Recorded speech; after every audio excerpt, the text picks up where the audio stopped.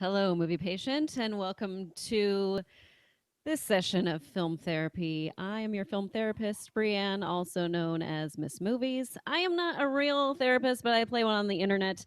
And today I have a special guest patient, and that is Mr. Cameron Rice. Hello, Cameron. Hello. Hello. Hello. Thank you so much for having me. Let's see if I Thank you. cry. I hope you cry. That's Oh why we're man. here. It could happen. It could totally happen. You know what? I noticed that our stream is working this time, so that's very exciting for Yes. those that were not with us earlier because who knows what was happening. It's the internet. I It's don't the internet, and it was like, "What? What are you doing? What are you trying to do?" Yeah. But anyway, we're here now. This is a film therapy is a storytelling show, and apparently I set it to private, and maybe that's why no one saw it. Actually, I didn't. You know what happened? Here's what happened. These are private stories. I'm gonna interrupt myself for a second. I had it public and then it wasn't working. And then I went back after we ended it to start a new one and I set it to private so that way it wouldn't like just post whatever we had done before because that was, Right. us being like, what are we doing? What's happening? What's going on? So, anyways, How do computer work? exactly. So then I changed it to private. Anyways, back to the show. This show is called Film Therapy. It is a storytelling show. And what I do is I interview people and I ask them three questions about film. They are always the same three questions. The first one is, what's a film that inspires you? The second one is, what is a film or a scene from a film that triggers a memory for you? Perhaps it's a painful memory, maybe it's a happy memory. And the third one is, what is a film that helps you through difficult times? So, Cameron, before we get started, why don't you let the patients in the waiting room, Randall Sands, I see you, let them know who you are and all that good stuff. So my name is Cameron Rice. I am a Twitch host over at Geek and Sundry. I also do VO work for the Sportster for their wrestling section, where I do like countdowns and stuff of that nature. I don't write that because sometimes I get stuff and I'm like, oh boy. But yeah, that's the main thing I do. I'm a film fan. I have been a film fan probably, God, I was talking about this yesterday with a couple of mutual friends of ours that like I I was the kid who would like on the weekends, I didn't really hang out with other kids. I would rent movies or like get the big VHS 3 hour films from the box from the library. Oh, you did the library. I've never done the library. It was free. It was free. It was a latchkey kid thing. It was super free to go to the library. You just had to have that card. Yeah, you know what? I should probably rent more DVDs from the library, but I'm like, I wonder how long you'd keep it for. I think you're only able to have it for a week, but considering like that was my weekend and I had nothing else to do, like sometimes you play little league basketball, but I was down for that. Yeah, nice. All right, Cameron, we're going to get into those questions. Before All I right. also start this, I want to let people know that I started the show because I deal with depression. And so this is kind of a way to work through that. This is my therapy as well as your therapy. And I'm not a licensed therapist. And if you are having an emergency, I want you to make sure that you see the proper people for that. So call your doctor, go to the hospital, whatever you need to be doing. And there are ways out there. I go to therapy. There are cheap alternatives. I think people often think like therapy is very expensive. Good therapists out there can work out a price for you. Yes, absolutely. That was one thing that I struggled with. I'm in therapy, which I love. And that was one thing that was really hard for me when I was first trying to get a therapist was trying to find like one that actually could like I could afford. And Right. that's the more difficult part because not every therapist is going to take your insurance and they Hmm. probably won't, depending, unless you have Kaiser. So you have kind of like a built in area that you go to and doctors that you see there. But yeah, it can be hard. It can definitely be hard. But on that note, what's not hard is asking Cameron these questions. And we're going to start with Ooh, but the answering what, part, the answering part. right. We're going to start with what is a film that inspires you, Cameron? So I had to think about this because inspiring can be interpreted in so many ways, but I had to go with the theme of the show, a life inspiring, because obviously, as someone who wants to make film and is creative, there are films you can see and go, "Oh, this art, it's beautiful. I want to go make it myself." But it's something that, as far as like helps me get out of bed and or something like that, I think it's Rocky One. think it's probably Ah, the first Rocky. I don't know if I've only seen a couple episodes. I don't know if anybody else has said Rocky. no, Feels no one like has they said Rocky. okay, cool. Because it feels like it could be an obvious answer, or the Karate Kid, same director, 10 years later. Um, but I think there's something about the film Rocky that it's like it's the message of that movie and what makes that movie beautiful. And I think it's also something like, there's those movies you see as a kid, and as a kid, you're like, oh, this is a good movie, or you get into it, and then you watch it as an adult. You've had life experiences. You understand what it's like to fail. You understand what it's like to feel beaten down, or that maybe you're not good enough, or that no one gave you that chance. And as an adult, Rocky makes me cry. I think there's something about the message of that movie being like, I just want to be good enough. Right. And I think being involved in the art community, as I am with comedy and film and all these other things, there are those people who do want to be like the big name and the famous person and on the red carpet, But then you meet those individuals who's like they've been at it for years, and there's just that degree of like, no, I just want to be good enough.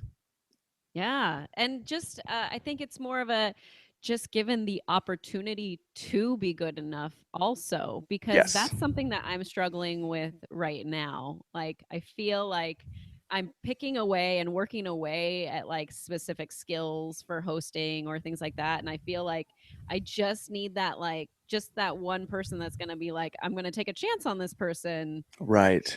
to be on this to see what they can do. Like, and that's what I like about Rocky is like it was just by chance. They're like, "Oh, this name sounds good. We'll go with this guy." Yeah, it looks You good know? on a poster. The Italian Stallion. Yeah, so let's try him out. And it's just like you just need that one person to give you that little like, "Okay, I can do Yeah. this."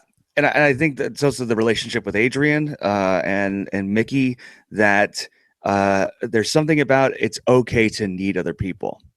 And I think especially in a film like Rocky, in a sports movie, there can be, and it's being talked about a lot nowadays, like toxic masculinity, which is just kind of this thing like, I don't need anybody, I can do it on my own. And Rocky's, a 40-year-old movie, and that's a movie that's very much about like, it's okay to need people. It's okay to have people in your corner. And people to root you on. And sometimes, in the case of Mickey, tough love is still love.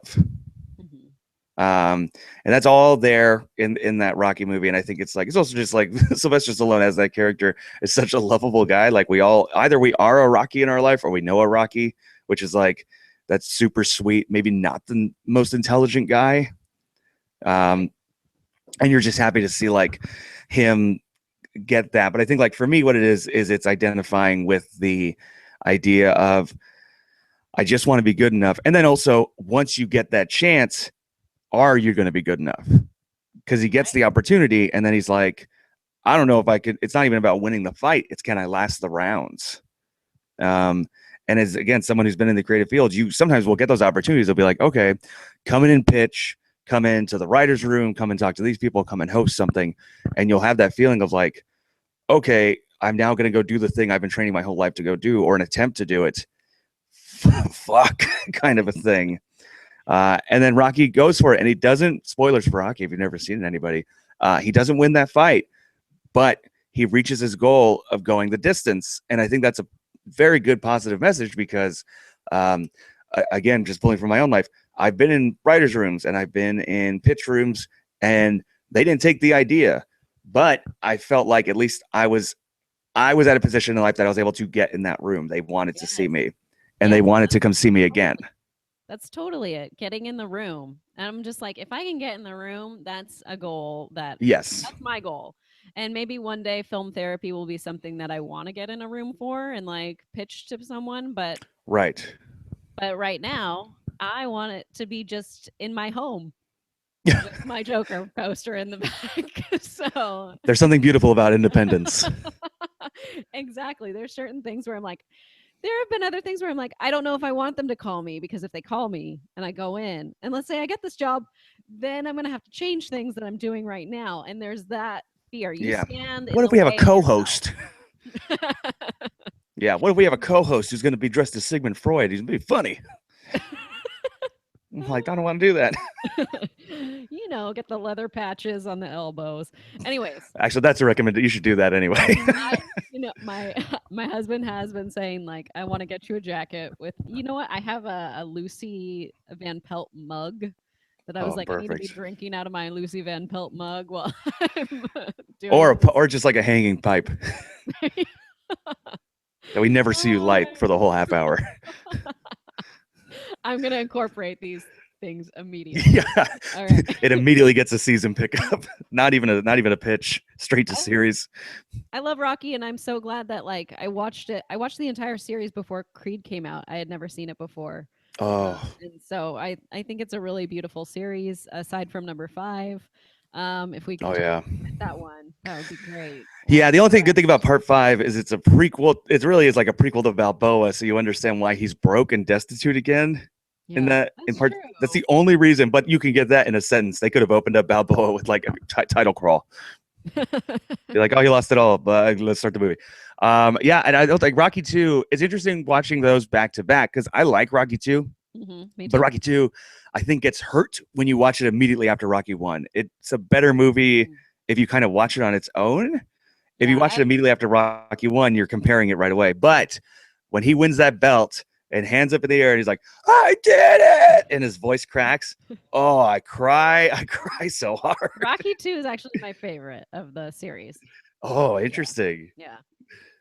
Because All right, he well, did it. let's He get got that in. season. I He's got know that season he pickup. did it. He did it. He has his own show now. So let's get into our second question. We'll wrap up the Sure. first question. Our second question is, what is a film or a scene from a film that triggers a memory for you? Perhaps it's painful, perhaps it's happy. What is that for So you? this is sort of a vague, like it's not an exact. So I lost my dad when I was 9. He passed away, and any movie for the most part that's got like a parent child thing, it's a very easy win. It will very much like get like I'll feel that tightening in the chest. But I think the one that and like Rocky, watching it as a kid and then as an adult, it hits something. Is the Land Before Time, Oh, which Littlefoot. Yes.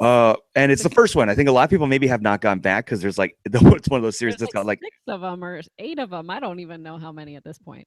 there's some insane amount. They're all musicals now. The first one was not a musical. The first one had a great score by James Horner and a song by Diana Ross, but a That musical it was not. is awesome. I could sing it for you right now. I'm not going to. Oh but I man. love it. If I have a note for your next season, you got to sing songs.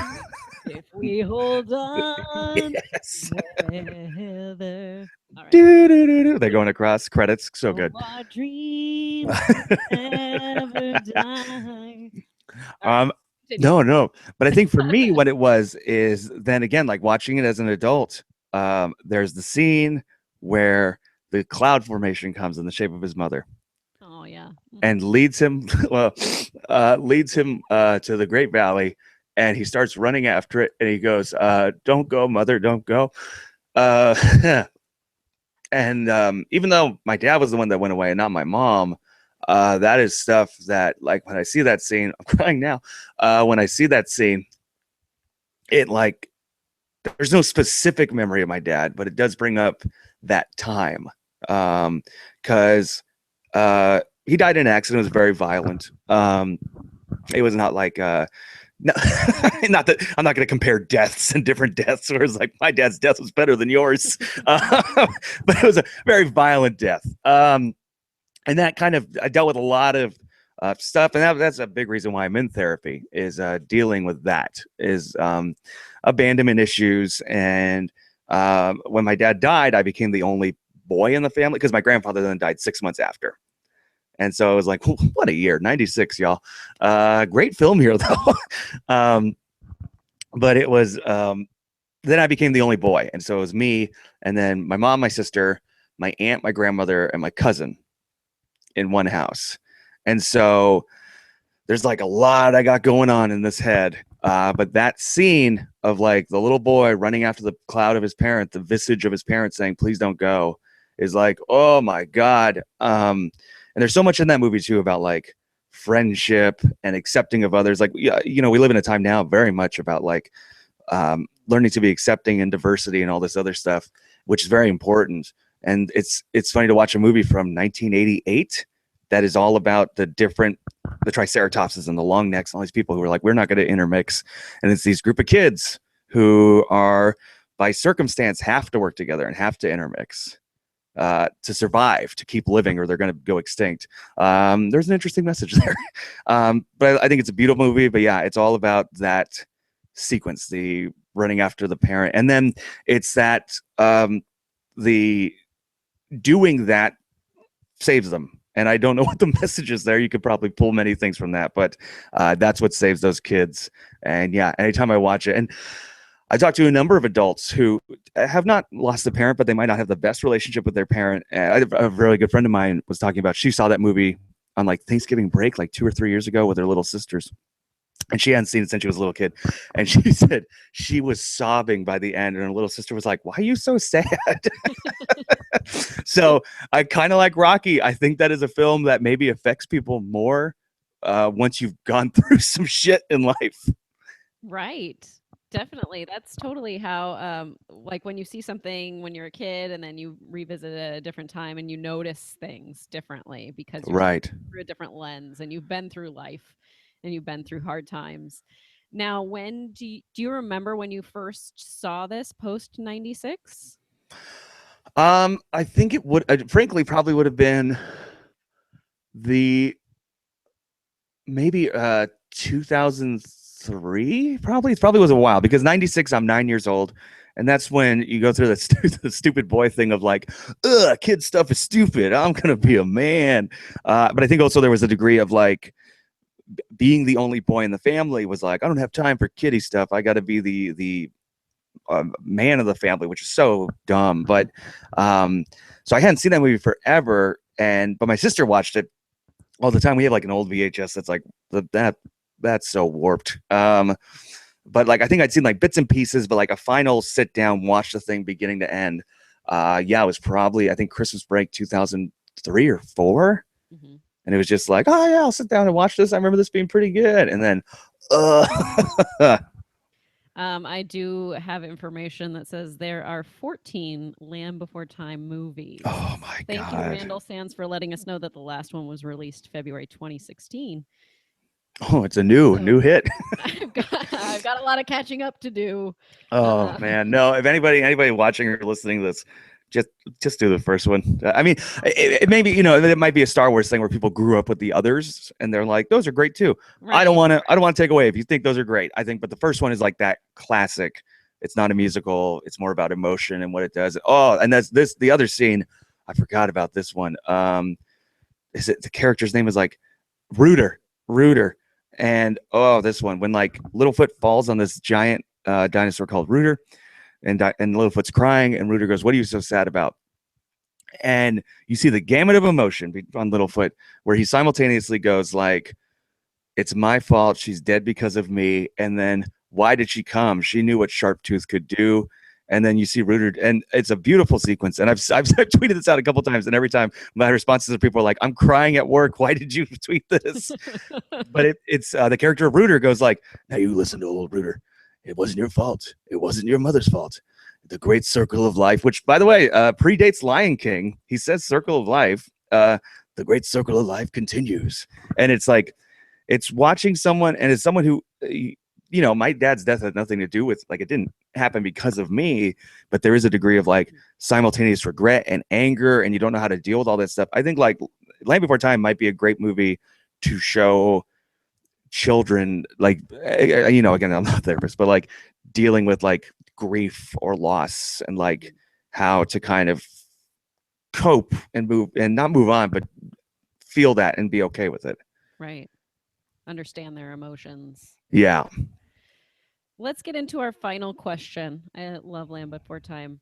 Our final question is, what is a film that gets you through difficult times? And maybe it is Land Before Time also. Could be. Right. I think when I'm going through like a depressive state, and I've dealt with depression since high school. So I think like whenever I'm feeling that, a lot of times there is a, for lack of a better term, a turn off your brainness kind of a thing. So I will kind of throw on like a very fun I think that's when I watch a lot of like action movies or like 80s horror that are just like these quick 80-minute rides. Like those movies you can watch anytime, but the best time is when you're bummed out. Hmm. So it's like I think like stuff like The Evil Dead 2 is great. Total Recall. Just these movies that are like, oh, I could just soak up the joy of film. They're not that like they might be saying things, they might be deep, but they're not about loss or they're not about like we're all doomed. You know what I mean? Like it's mostly about like spraying Bruce Campbell with 18 buckets of blood, or like Arnold Schwarzenegger seeing a woman with 3 boobs. So it's like, and get your ass to Mars, and it's all that stuff. And like, so when I'm feeling particularly down and I need like either a boost or to be like, I don't want to feel this way anymore. Purple Rain's another one Nice. that might have different feelings now this year, but over the past years. And I think probably the number one for me is Singing in the Rain. Oh, Singing in the Rain. Singing in the Rain. Singing in the Rain, I will say, I think Singing in the Rain is also a perfect example of like that movie will make me cry, but because I think it's perfect.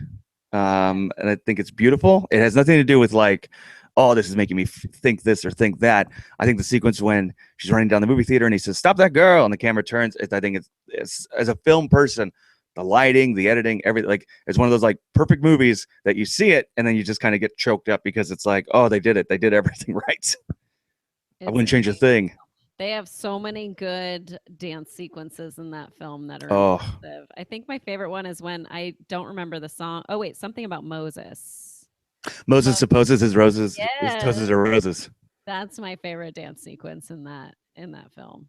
Oh, it's so good. I mean, Singing in the Rain is great, but like it's just him, and that's nice. But I really like that there's him and the other gentleman, and I don't even remember his name. It was like Gene Kelly and who's the other? Oh man, O'Connell, something O'Connell. All It is right. like an Irish name for sure. I'm gonna look this Okay. up. I'm figuring this out. Well, Debbie Jack Reynolds can is help so us. good. Like so much. So yeah, that's another movie. It's like if I'm feeling down, I'll throw on Singing in the Rain. It will make me feel much better. Well, thank you for making me feel better by mentioning it because Yeah. I need to watch it again. It's been a long time. I remember watching it with my mom. My mom is actually kind of the movie person in our family that like kind of introduced these films to me, Hitchcock films, musicals, and things like Mhm. that. So I remember watching it with her, but I haven't seen it since, aside from watching Moses Supposes like over and over again on Oh, YouTube, which I do. if your children are patient, I think that's a high recommend. It's such a joyous film. I am so sad that Gene Kelly's final film, Xanadu. Xanadu. I know. Oh Probably like, man. why did I do this?